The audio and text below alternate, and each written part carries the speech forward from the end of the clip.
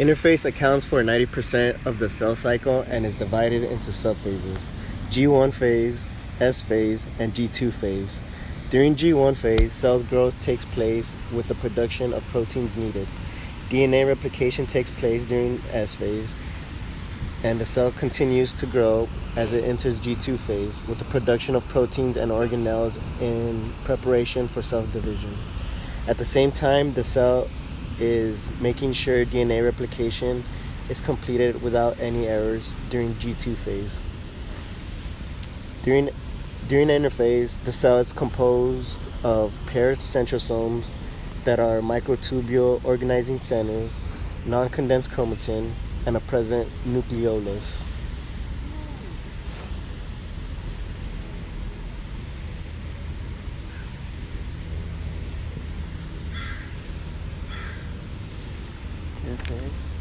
So these are the centrosomes, the paired centrosomes that are microtubule organizing centers.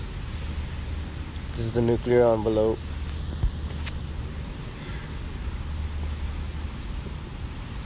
This is the nucleolus. And these are the non-condensed chromatin. So I'll be talking about prophase, and what happens in prophase is that the chromosomes condense, nucleolus disappears, and the mitotic spindle starts to form. So here we have the centrosomes moving away from each pole of the cell. They're moving away from to different poles, and what happens here is that the mitotic spindle fiber starts to form. Also, the kinetochore microtubules, the non-kinetochore microtubules, and the asters. The asters would be considered this whole little thing, the centrosomes, and what we have here is the nuclear envelope, and inside the nuclear envelope we have the condensed chromosomes. We have it, and they're tightly packed, and they look sort of like X's. They're tightly packed, and they're all over the place, but they're not like interphase, non-condensed and just a mess. And that's what happens in prophase. Thank you. Alright guys, so in the last clip we talked about prophase. We're going to move on to the next stage of mitosis, which is called metaphase. And here in this drawing we have a picture of a cell and a couple keywords that we're going to go ahead and talk about. In metaphase we have something here called a metaphase plate, which I'm going to just draw like that.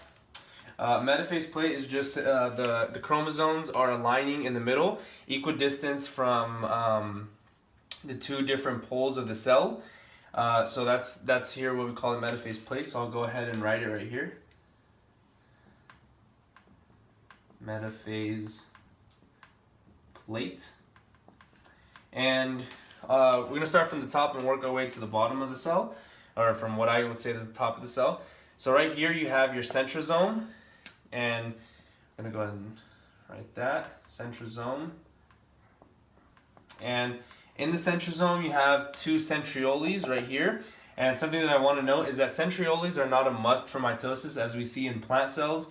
They don't have centrioles, but here we're going to talk about like an animal cell metaphase, so that's why I have here the centrioles drawn.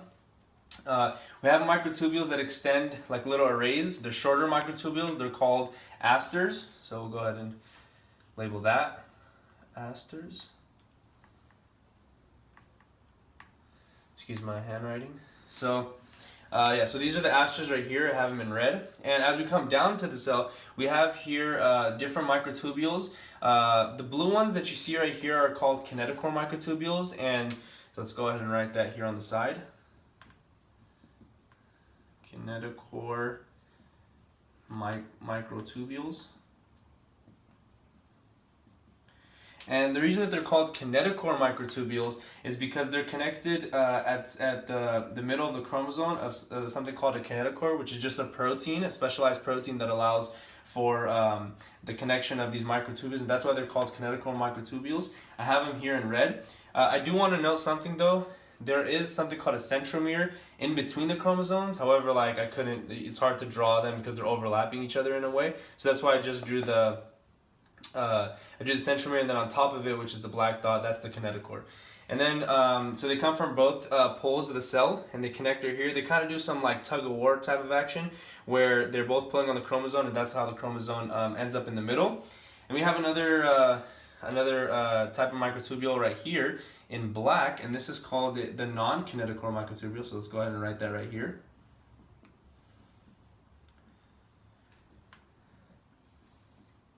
So non-kinetochore microtubule. And these microtubules are actually very important, and the reason they're very important is because, as we'll see in the next clip, in the later stages of mitosis, such as anaphase, they kind of overlap right here. So I'll go ahead and draw the overlapping in a different color right here, and right there, and also right there.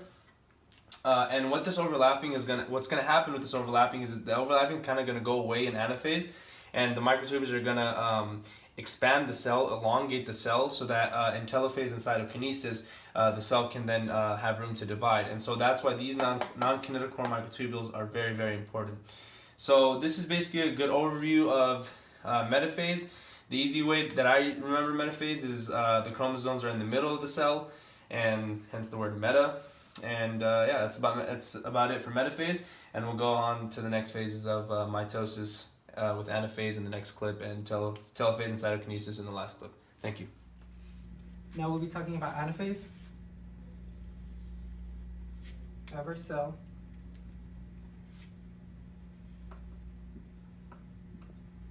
Have our centrosomes on the opposite sides of the cell.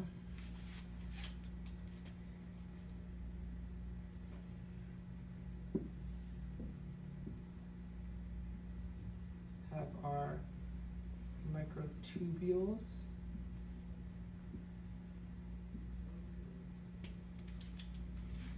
Then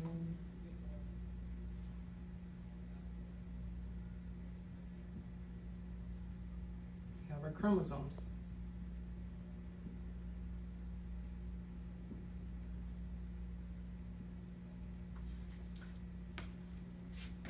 So in metaphase, you guys remember the sister chromatids go in the middle, and the kinetochore microtubules attach to the sister chromatids' kinetochore, and you also have non-kinetochore microtubules.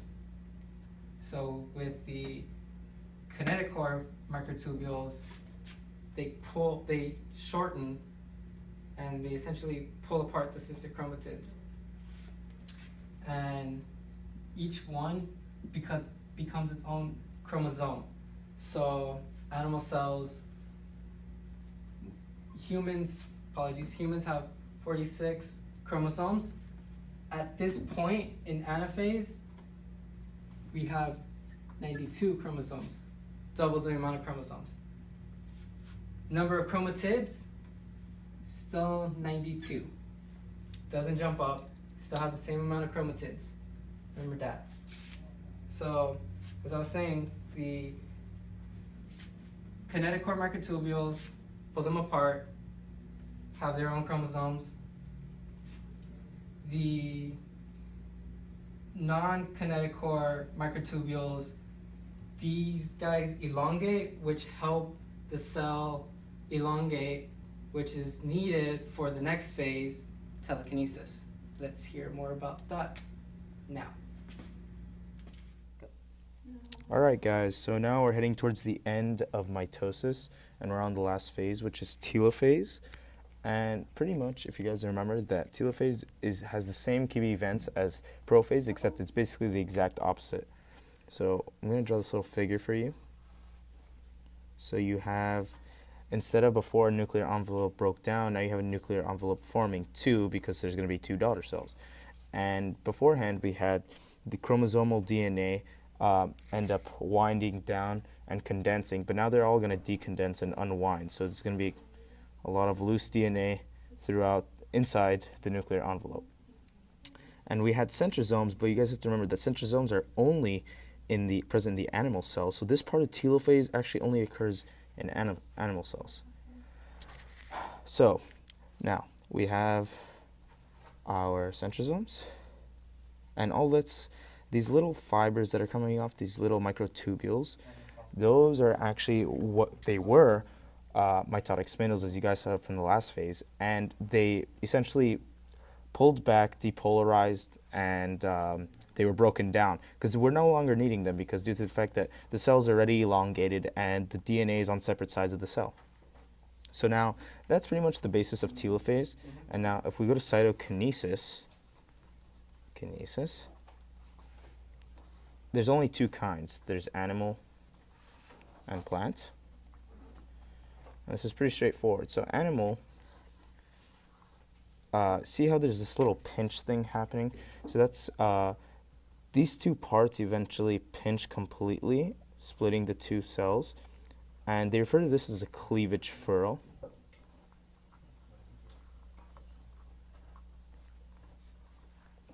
And for a plant, it's a little bit different. Instead of the two membranes pinching, it'd be, as you guys recall from the previous exam, you guys have this Golgi apparatus in the eukaryotic cells, and they have these little body vesicles. Now what's going to happen is these body vesicles are actually all going to end up aggregating towards the middle, and they're going to essentially form this dividing line, if you will, creating the two separate daughter cells. That's pretty much, and they also refer to this as your cell plate. And that's pretty much it. That's all there is for cytokinesis. It's pretty straightforward. And remember, guys, when we talk about cytokinesis, also last thing is you're referring to the division of the cytoplasm specifically. Cytoplasm. Whereas in telophase and the rest of mitosis, you're referring to division of the nucleus.